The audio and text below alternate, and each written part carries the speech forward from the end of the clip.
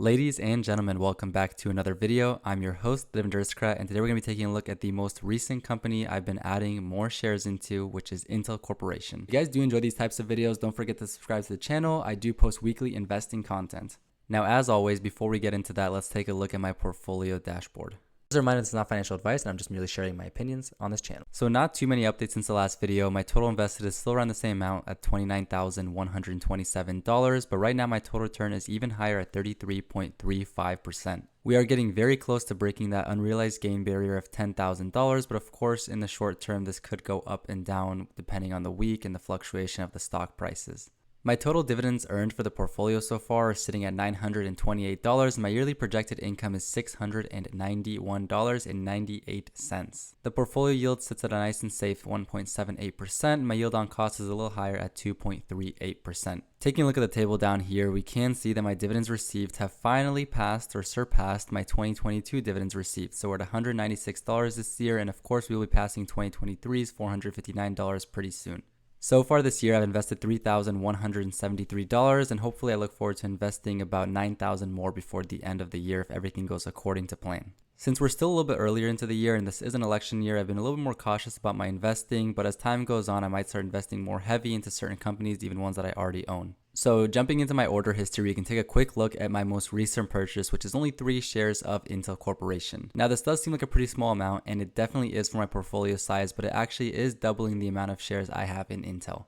Originally, I opened up a very small position at around $27 a share, and so I thought I could definitely purchase some more, and that has dipped down back into the $30 range. Now, I did have a $30 limit order placed for a while now, and it finally did execute when it did hit that $30 mark, and I think it dipped a little bit below that since then, but we're back up above $31 a share right now. As of right now, I'm probably going to stick it here at the 6 shares that I do own. I know it's not a large position in my portfolio, but it does fall into my speculative kind of category of investing, so I don't want to go too heavy into this company. If the price dips down below maybe $28 or $27 a share, I'd probably buy some more shares at that price point, but until then, we'll have to wait and see. So as we can see right here, Intel is the worst performing company year to date within the S&P 500. It is ranked 503 out of 503 different companies, and it is definitely struggling this year, down over 37%. Some other interesting ones here include Boeing, which we of course know why they're down so bad. They've had so many problems with their aircrafts recently, and also all that drama relating to those whistleblowers. I think the second one has just passed away recently. So we'll see what happens with all those trials going on with this company. Tesla, of course, has been struggling, and it rebounded nicely from its $140 low that it recently hit, and that's when I purchased another share of this company. If you guys want to see my analysis of the company, definitely check out the video. I'll link it right up here. But the company has been having a really hard time this year.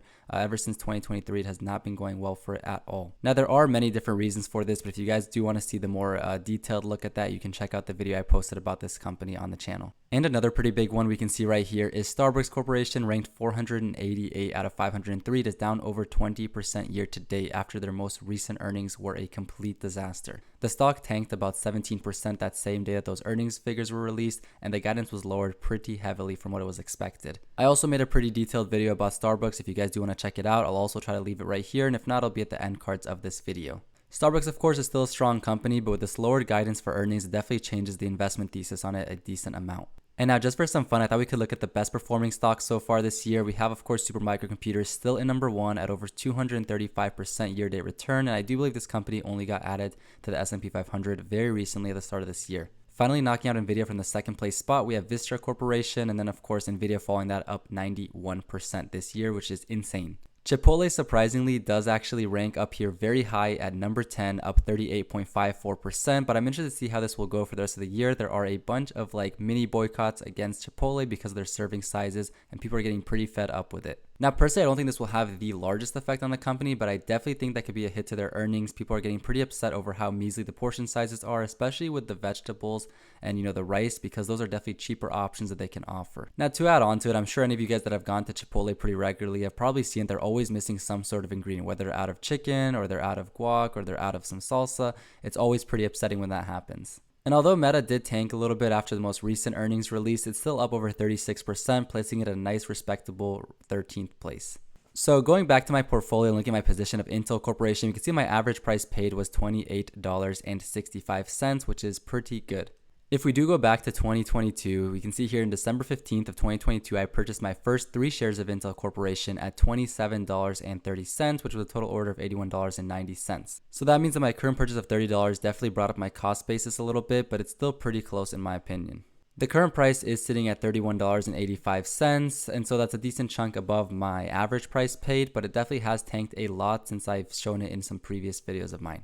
In 2023, this company was actually one of my best performing companies, up over 80%, and I think it was sitting around $45 to $48 a share just a couple of months ago, so this has been a pretty dramatic fall for it. Now, the main reason this company has fallen so hard is because of their decreased earnings over the last couple years. As we can see here by their revenue, their stock price has followed pretty similarly to their revenue decline, which I think is very fair from investors' perspective.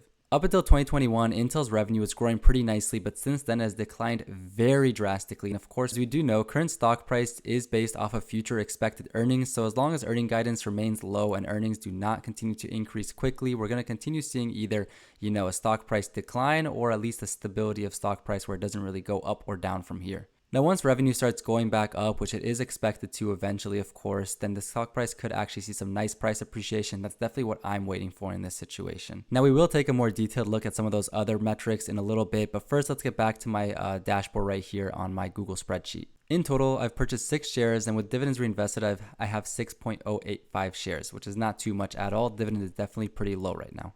I've invested $171 into the company, so it's one of my smaller positions, if not smallest position, and the current value sits at $193.81. That does give me a total gain of 12.74%, which is still pretty good, but much lower than the 84 or 89% gain that I had just a couple months ago. In total, I have earned $2.62 off of dividends so far, and every year I'm expected to get paid out about $3.16 from dividends. The yield on the company is currently 1.63%. My yield on cost is 1.82%, with a total portfolio allocation of a measly 0.5%. Now, you guys do know that I don't like to have very small positions like this. I prefer companies to be at least 2% of my portfolio or higher, and I might actually make this into a bigger position depending on where the stock price goes from here and if earnings start to look better for the company. Right now, I don't feel fully confident investing too much more into the company. It's more of a speculative play just to see if anything plays out with it over time. Taking a look at my favorite sheet within the spreadsheet, we can see all the pies that I have for this portfolio. In total, my portfolio is broken down into 3 different sections, and the reason I do this is to help keep myself organized. My key to success pie is my largest position at about 50% of my portfolio. My divine dividends falls at 40%, and my speculative pie is a little bit smaller at 10% of my portfolio. Currently, I have about 4.9% of my portfolio in cash, which I don't include in that $38,000 portfolio value, and I do have about 95.1% of it in stocks. Opening up the pies to see my slices, we can see right here that VOO is my largest position with the key success pie, and this is SCHD as my second place position. This pie is made out of ETFs, and its goal is to keep my portfolio stabilized, and it's really the foundation of my portfolio value. Next up is my divine dividend section, which includes dividend paying stocks that I believe are very good long-term holdings.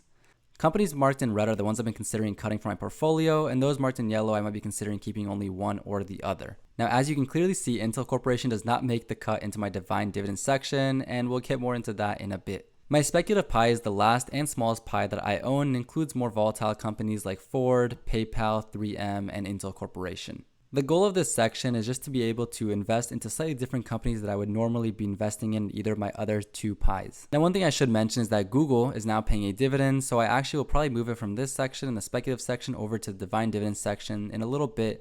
Also, it'll depend kind of if they're going to decide to grow their dividends or if they're going to keep it consistent at the price they announced. Some of these companies here are phenomenal compounding machines like Google and Amazon, and some of them are actually not as consistent, which is why they made the cut into here, like 3M, which I was concerned that would cut their dividend, and they actually did just announce a dividend cut, and Target, which was having some pretty rough times just about a year ago. And of course, the star of our show today, Intel Corporation, makes the bottom of this list at 0.5% of my portfolio. Intel used to be a very strong dividend growing company, but since then its revenue has tanked a lot and its dividend has been cut, which of course brings into the speculative section of my portfolio. I'm more so investing into this as a turnaround play rather than a long-term dividend holding stock.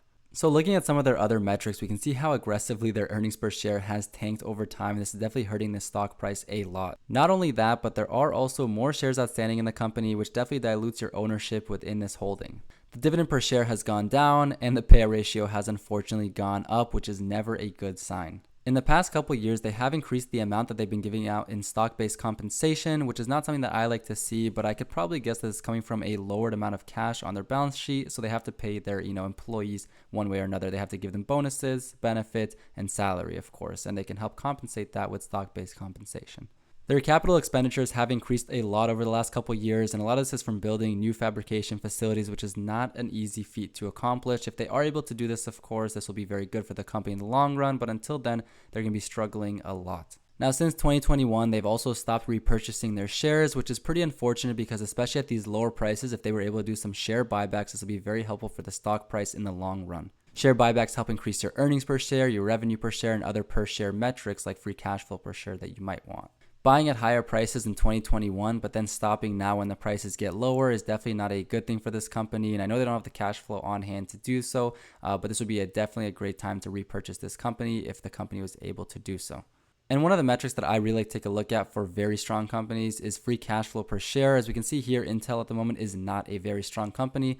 Their free cash flow per share is in the negatives, which is something that I do not like to see. But again, this is more of a turnaround play. It's not expected to have good balance sheet right now. It's hopefully going to be able to turn around in the next 3, 5 to 10 years. Their debt is very high and it's increasing, which is not a good sign with the current economic climate. With these higher interest rates, it's going to be very hard for the company to continue paying back these loans if they have to refinance them at very high interest rates.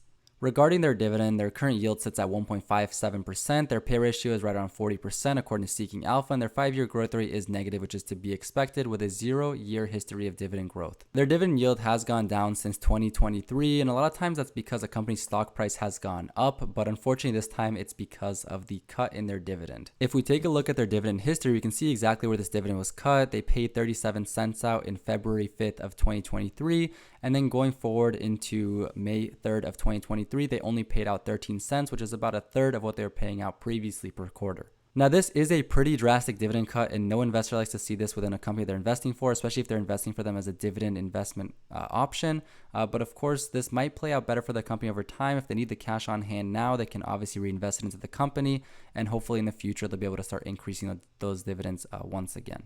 If we take a look at both their 10-year time frame and their max time frame for the dividends, we can see how strong of a company this used to be. Intel was definitely a very competitive company, and it was a very good investment option for many dividend growth investors. Now, one of the most important metrics to take a look at for Intel Corporation is their potential growth over the next couple of years. Now, we can't forecast it too far because it's very hard with these kinds of companies, but based on Seeking Alpha, we can see the revenue growth year over year has gone down, and looking forward, the revenue growth is expected to go down by just a little bit yet again. Now, until the company posts some very good financial results, the stock price will continue to stay down or even go down further, in my opinion, but we'll have to see how long that will take. You never know with these kinds of companies, and Intel has a lot of market share already, and it might be able to get some more with this recent craze in AI. Now, Intel Corporation does have a lot of room for growth, but it's not going to be some explosive growth like we've seen in Nvidia or Broadcom Corporation. Now, clearly this company does not look like an attractive investment right now, and that's of course not surprising since it has tanked so much in stock price, but hopefully over the next couple of years, they'll be able to take back control of the company and start posting some very good financial results. Now, just to really push the narrative of how poorly they've been performing compared to other companies, you can see in the past couple of years, Nvidia, Broadcom, and AMD have absolutely destroyed the returns of Intel. In the past 3 years, Intel's stock price is actually in the negatives, and the same can be said for the past 5 years. Now, this company is definitely not going to have an easy time going forward, but I'd love to know your thoughts down in the comments below. Now, as always, that does bring us to the end of today's video. I really hope you guys enjoyed this week's upload, and if you did, definitely subscribe to the channel. I do post weekly investing content.